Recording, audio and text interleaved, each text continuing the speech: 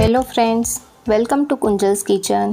આજે હોળી સ્પેશિયલ ઘઉંના લોટની સેવમાંથી ખીર બનાવીશું, જે એકદમ ઝડપથી બની જશે અને ખૂબ જ ટેસ્ટી અને ક્રીમી બને છે। ઘઉંના લોટની સેવમાંથી ખીર બનાવવા માટે અહીં મેં ઘઉંની સેવ લીધી છે, જે આપણે ઘરે બનાવીને રાખીએ છીએ સ્ટોર કરીને, એ જ સેવ લીધી છે। તમે રેડીમેડ સેવ લઈને પણ બનાવી શકો છો। આ થોડી જાડી આવે તે સેવ છે। સાથે અડધો કપ ખાંડ લીધી છે, 2 ચમચી ઘી, 1 ચમચી ઇલાયચી, જાયફળ અને કેસરનો પાવડર લીધો છે, જેમાં 3 નંગ ઇલાયચી, 6 થી 7 તાતણા જેવું કેસર લીધું છે અને એકદમ નાનો ટુકડો જાયફળ લીધું છે। તો જાયફળ આપણે બહુ જ ઓછું નાખીશું, તે વધી ના જાય તેનું ધ્યાન રાખવાનું છે।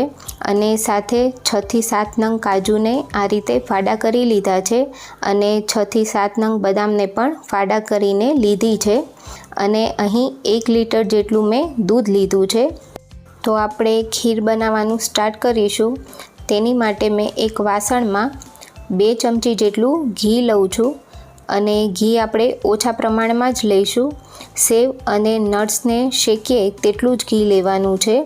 તો ઘી ગરમ થાય એટલે તેની અંદર 6 થી 7 નંગ બદામને આ રીતે ફાડા કરીને લઈશું અને બદામને હલકી બદામી કલરની થાય તેવી શેકી લેવાની છે।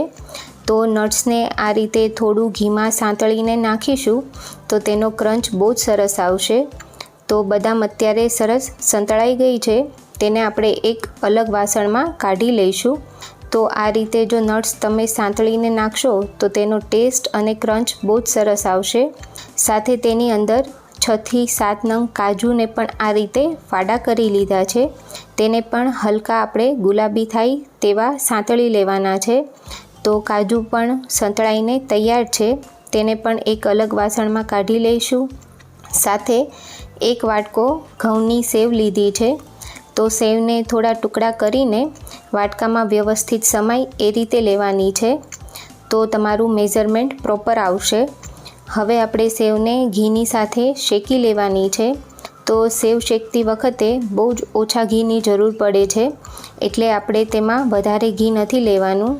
જો વધારે ઘી લઈશું તો જ્યારે ખીર બનશે ત્યારે ઘી ઉપર દેખાઈ આવશે, એટલે આપણે બહુ જ ઓછા ઘીમાં સેવને શેકી લેવાની છે।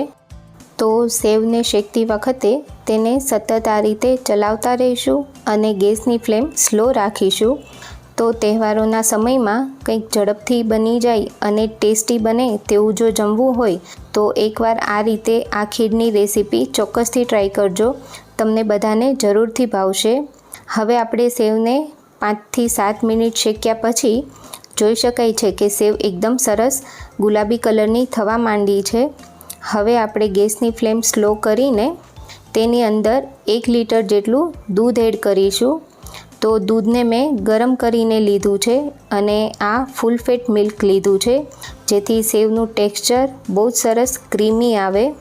તો દૂધને ગરમ કરીને લેવાથી સેવની કુકિંગ પ્રોસેસ સ્ટાર્ટ થઈ જશે અને સેવ ફટાફટ ચડી જશે। અને જ્યાં સુધી 1 કે 2 ઉભરા ના આવે દૂધમાં, ત્યાં સુધી આપણે તેને સતત ચલાવતું રહેવાનું છે, કારણ કે ઘઉંની સેવ છે તો એ નીચે ચોંટી જશે તળિયે અને પછી દૂધ પણ દાજી જશે, એટલે એવું ના થાય એ માટે આપણે તેને થોડી વાર માટે સતત ચલાવશું અને એ પછી તમે ગેસની ફ્લેમ સ્લો કરીને દૂધને ઉકળવા માટે મૂકી શકો છો। તો અહીં 5 થી 7 મિનિટ પછી જોઈ શકાય છે કે દૂધ થોડું ઘાટું થઈ ગયું છે અને અત્યારે સેવ પણ સરસ ફૂલી ગઈ છે। અને જો હું તમને એક સેવ ચેક કરીને બતાવું તો અત્યારે જોઈ શકાય છે કે આપણી સેવ એકદમ સરસ કૂક થઈ ગઈ છે અને દબાવીને ચેક કરીએ તો એકદમ સરસ તે મેશ થઈ જાય છે। તો સેવ એકવાર આ રીતે આટલી કૂક થઈ જાય એ પછી આપણે તેની અંદર અડધા વાટકા જેટલી ખાંડ નાખીશું। તો ગળપણ તમારા ઘરમાં જેવું ખવાતું હોય એ પ્રમાણે તમે વધારે ઓછું લઈ શકો છો। તો ખાંડ આપણે આ સ્ટેજ પર જ લેવાની છે, જેથી સેવ એકદમ વ્યવસ્થિત ચડી જાય। જો આપણે ખાંડ પહેલાં નાખી દઈશું તો સેવને ચડતા બહુ જ વાર લાગશે અને પ્રોપર જેવી જોઈએ તેવી સેવ ચડશે પણ નહીં। હવે તેની અંદર 1 ચમચી કેસર, ઇલાયચી અને જાયફળનો પાવડર કરીને રાખ્યો છે તે લઈ લેશું. તો કેસરને પણ જો આ રીતે પાવડર ફોર્મમાં લઈએ તો તેની ફ્લેવર દૂધમાં એકદમ સરસ આવે છે અને કલર પણ ઝડપથી આવી જશે. અને 10થી 15 મિનિટ દૂધને આ રીતે ઉકાળ્યા બાદ જોઈ શકાય છે કે એકદમ સરસ ખીર બનીને તૈયાર છે. આ સ્ટેજ પર આપણે ગેસની ફ્લેમ બંધ કરી દઈશું, કારણ કે ખીર ઠંડી થશે એટલે એકદમ સરસ ઘટ્ટ થઈ જશે. તો અહીં 2 કલાક પછી હું તમને બતાવી રહી છું. તમે જોઈ શકો છો કે ખીરનું ટેક્સચર એકદમ સરસ પરફેક્ટ આવી ગયું છે અને આપણી સેવની ખીર બનીને તૈયાર છે. તો એકદમ ટેસ્ટી, ક્રીમી અને જોતાં જ મોઢામાં પાણી આવી જાય તેવી ખીર બની છે, જે એકદમ ઝડપથી બનીને તૈયાર થાય છે. અને આ ખીર સાથે છાલવાળા બટાકાનું શાક અને પૂરી સર્વ કરીએ તો ઓછા સમયમાં ટેસ્ટી થાળી તૈયાર થશે, જે તમે તહેવારના સમયમાં ગેસ્ટને સર્વ કરી શકો છો. તો આજની રેસીપી તમને કેવી લાગી એ મને કમેન્ટમાં જરૂરથી જણાવજો. સાથે મારા વિડીયોને લાઇક કરી ફ્રેન્ડ્સ અને ફેમિલીમાં શેર કરજો. સાથે મારી ચેનલને સબસ્ક્રાઈબ કરજો. ફરી મળીશું નવી રેસીપી સાથે.